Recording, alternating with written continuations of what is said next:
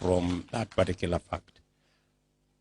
Maybe I would agree with you that the women MP position should be treated like the parliamentary ones by making sure that there is adequate resources given to the women MPs so that their representation and their participation can be much more effective than what it is at the moment.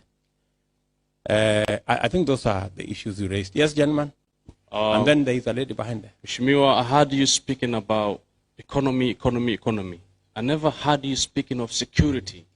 Our people are dying like a chicken every day. I've been slaughtered by these people called the devils, Al-Shabaab. What is your opinion, Mr. the Deputy President? My speaking about the economy was deliberate. It was very deliberate. Because I believe very strongly that part of what makes our young people available for recruitment into terrorist networks is because they have no opportunities. In fact, in America, we were having a conversation, and Ababu Namwamba was telling us about a situation where young people in Budalangi were actually being recruited into terrorist networks. Not because of any other reason.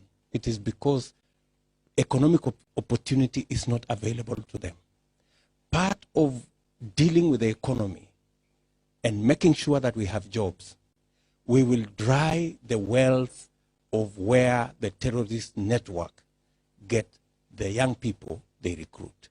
So security in our country will be, we will deal with security significantly. Even if you look at what is going on in the Kerio Valley belt, many of the people participating in cattle rustling, and we had ugly incidences yesterday in Baringo of people being victims. Actually, several people being killed because of cattle rustling. It is informed by people not going to school, and secondly, the lack of economic opportunities for them to participate meaningfully. And therefore, the only economic activity they find is to go and steal the neighbor's cows. So we must sort out the economy. But I hear you. Security is a major issue. And we cannot talk about all the issues. We have a certain list of priorities that we believe if we deal with, it will significantly dent the challenges of the other sectors. But we have a plan specifically on what to do with security. Excuse me?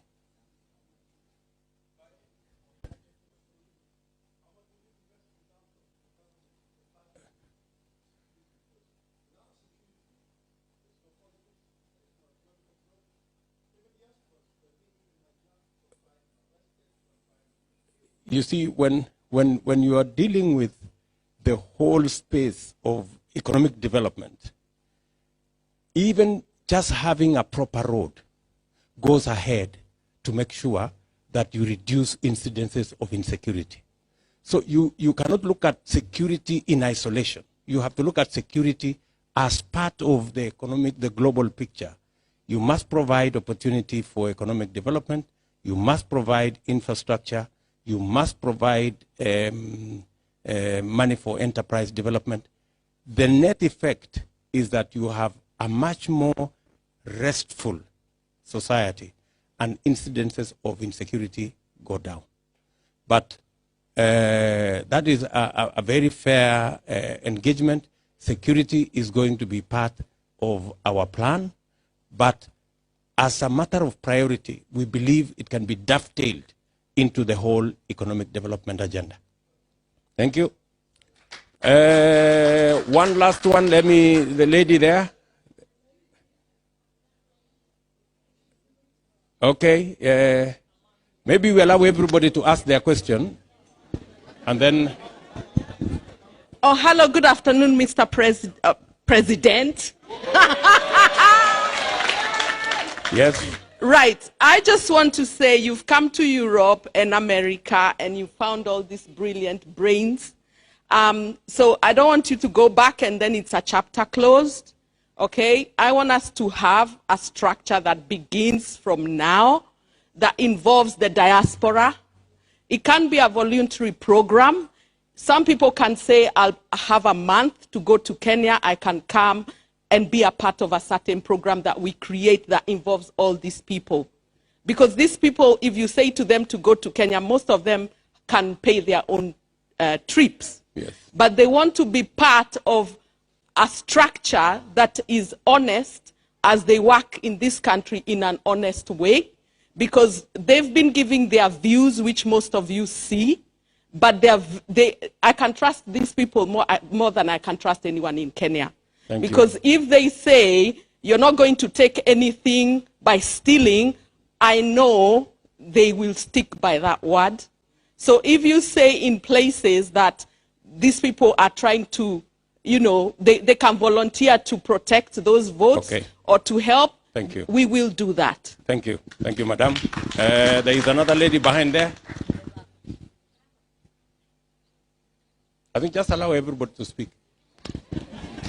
Yes. And good evening, everybody. And I hope everybody here represents their communities, wherever we are in Kenya. I'm representing my community, and I really appreciate your hard work. Thank you, Your Excellency, the President. I believe you're already President. And my question is, and how will your government ensure that women will have an equal chance to make something useful their lives? For example, any system that will be put in a place to celebrate women.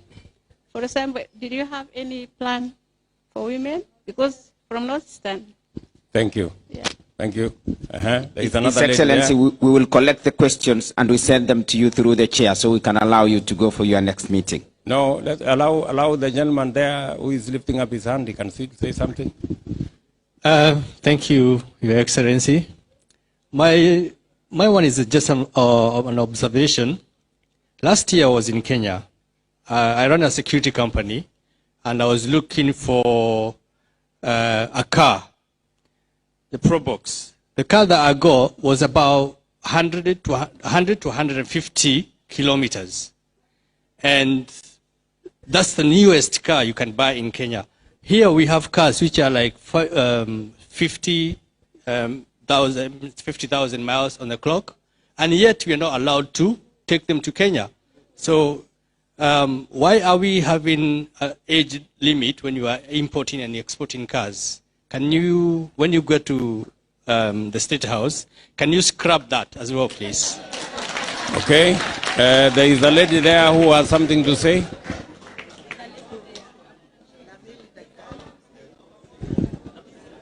Yes, madam, the lady behind there. Give her a microphone. There is a lady behind there. Yes. Thank you very much, Deputy President, for everything we've had. I think I'm persuaded to actually now move on. You've given us a manifesto that I think has made some of us that perhaps have been confused in the past to actually now really realize that we now need to follow a structured manifesto that can help all of us. But my question is about agriculture.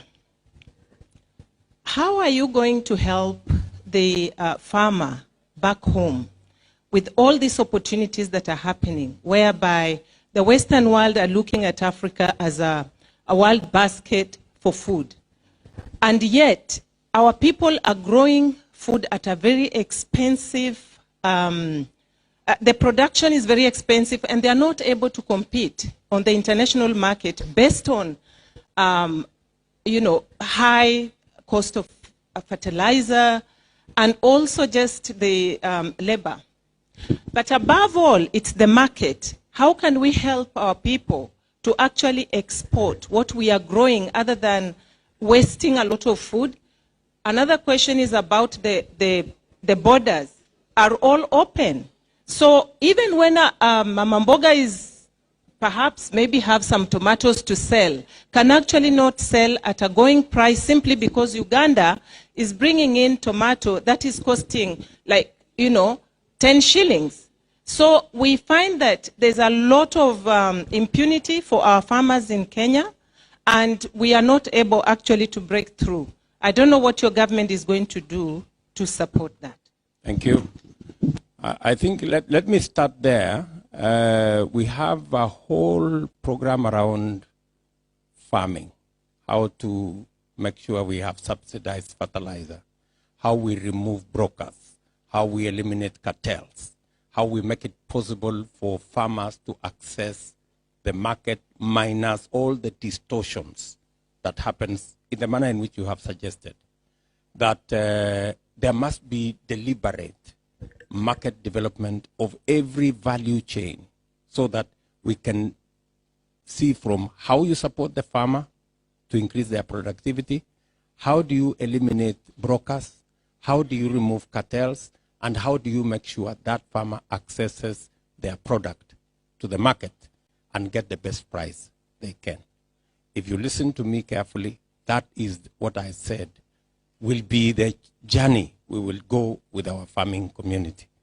The issue of cars and the aging cars and all that, that's a process that has to go with, it's a regional discussion.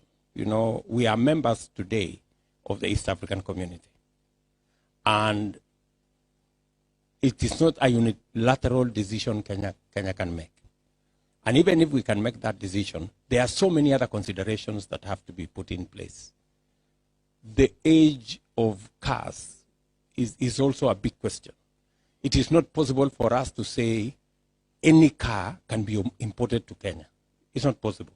You will end up in Kenya with scrap metal, you know. So there is a discussion, there is a discretion we cannot go beyond. And by the way, the decision to say 8 years, you cannot import to Kenya a car older than 8 years, is not a discussion, it's not a decision that was made just like that. There is a lot of scientific knowledge, scientific information, looking at best practice, looking what other countries are doing, so that you don't end up your country being a junkyard for old cars. You know, when somebody has no use for their car, they send it to Kenya. You know, so it is a delicate decision that we have to make. But I hear you. We can have that conversation going forward. We have a whole comprehensive, madam, we have a whole comprehensive issue about women. Women, we believe, form a very critical mass, not just of voters, but they also must be leaders. We are making it possible for as many women as possible to participate in our elections. In fact, the nomination fees that are being charged in all categories, women pay half what men pay. You know, because we want to make sure there are more women contesting for these elections. So we will continue to make it that much possible for women to participate. And for your information, we have taken the decision that any candidate who engages in violence against women will be disqualified automatically.